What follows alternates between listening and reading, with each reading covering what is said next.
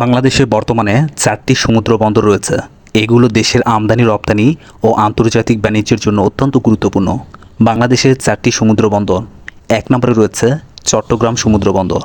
অবস্থান চট্টগ্রামে, বাংলাদেশের সবচেয়ে বড় ও ব্যস্ত সমুদ্র বন্দর। 2 নম্বরে রয়েছে মংলা সমুদ্র বন্দর। অবস্থান বাগেরহাট, খুলনা, বাংলাদেশের দ্বিতীয় বৃহত্তম সমুদ্র বন্দর। 3 নম্বরে রয়েছে পায়রা সমুদ্র বন্দর। অবস্থান পটুয়াখালী, দেশের তৃতীয় সমুদ্র বন্দর, 2013 সালে প্রতিষ্ঠিত হয়। 4 নম্বরে রয়েছে মাতারবাড়ি গভীর সমুদ্র বন্দর। অবস্থান কক্সবাজার, বাংলাদেশের প্রথম গভীর সমুদ্র বন্দর, যা আন্তর্জাতিক বাণিজ্যে নতুন সম্ভাবনা তৈরি করেছে। গুরুত্বপূর্ণ তথ্য: চট্টগ্রাম বন্দর দিয়ে দেশের অধিকাংশ আমদানি রপ্তানি সম্পন্ন হয়। মংলা বন্দর সুন্দরবনের নিকটবর্তী।